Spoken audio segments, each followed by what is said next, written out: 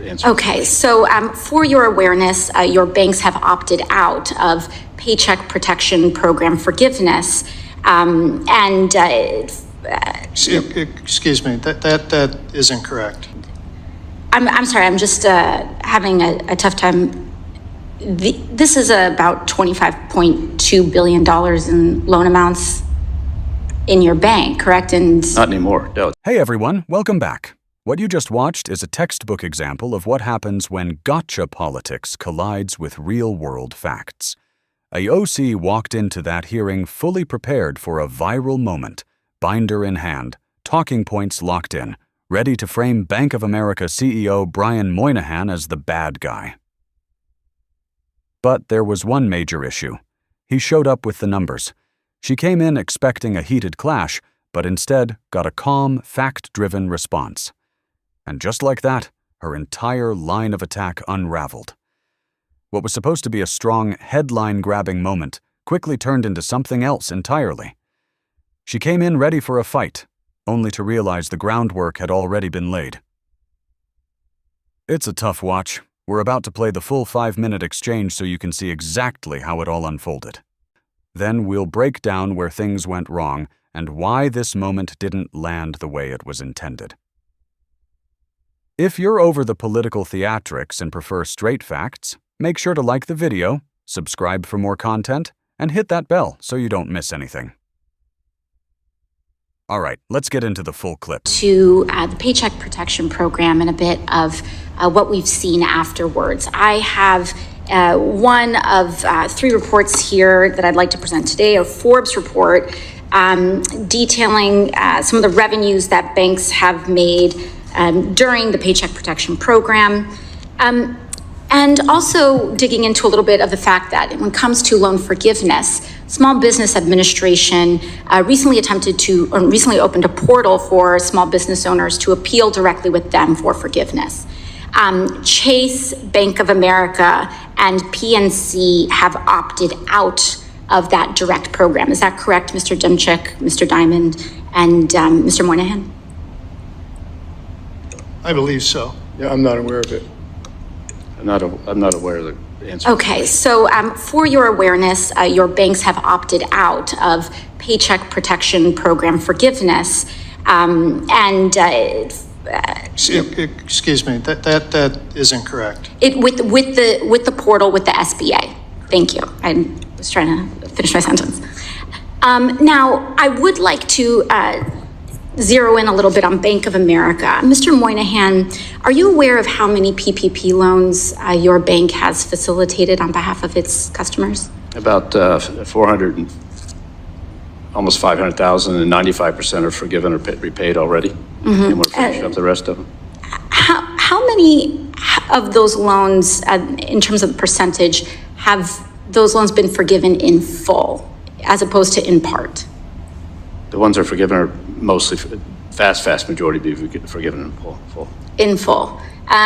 What we're starting to see here with some reporting in The Intercept, and this is just one reason why I was curious about the numbers, is that we're starting to see that Bank of America is refusing to forgive some PPP loans in full, but in terms of the portal that Bank of America have set up, it's very difficult to appeal these decisions. And in fact, what we're seeing is that Bank of America had pre-populated a forgiveness amount in their portal, sometimes drastically lower than small business owners had anticipated and had qualified for.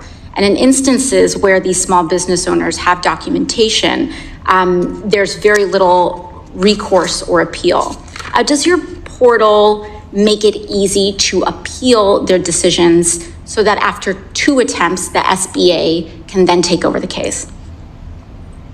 Borrowers can appeal. 95% of loans are forgiven and repaid today, so we're only talking about 5% of loans, and a substantial part of those are going through the appeal process as we speak. And so the borrowers can appeal, and we're in the process of finishing up that last 20,000 or so loans. It's a small amount of loans, and they're finishing. And to certify that 95% is a full forgiveness amount percent? Forgiveness and repayment. Some of them, Full forgiveness, Yeah. not partial. the vast majority are full forgiveness, but I can get the data to you. So So is the 90, I apologize, not to, belabor the point, but is that 95% a partial loan forgiveness or a full loan forgiveness rate? They're getting what the borrowers are applying for the forgiveness entitled in the program. 95% of them have gone through or repaid, and the vast majority of them are full forgiveness, but they're entitled to what the program designed. The government designed the program, and we implement the program. Very short notice. 500,000 people, 10,000 people working on this program. And Easter weekend working on the program to help those borrowers at the time. And so we're finishing that up. It's just let the process go. And a lot of what you're reading, frankly, is not the facts because it's old. It doesn't understand how the math works. And so just give us some time. We'll give you the facts and you'll see it. It's all in the public. What is the reason that Bank of America chose to opt out of the SBA portal? I can get somebody to give you that. I have no idea of whether, I told you before, I'm not sure we did or didn't, and I have no idea why they would have made the decision, but we are processing loans as fast as anybody. Okay, and I'm sorry, I'm just having a tough time. This is about $25.2 billion in loan amounts in your bank, correct? And Not anymore. No, it's down. But at one point in time. And so we are looking, and so you're uncertain as to why the bank has not chosen to enroll in the SBA portal? I said we will get you the information. The amount of loans we have left on this thing is a billion or so. It's down to very little amount. No worries. It's all paid back. It's all through. The team did a great job, and we're happy to supply that information to you. Oh man, where do you even start? This was all about the dynamic, and it was something to watch. First, the gotcha that failed. She tried to open with a strong claim about banks opting out, but it got shut down immediately. You could see her lose momentum right away. Then came the big moment, her main argument. She built it around a report, but when she asked for the actual numbers, the CEO calmly pointed out that about 95% of the loans were already resolved. Just like that, her entire narrative collapsed.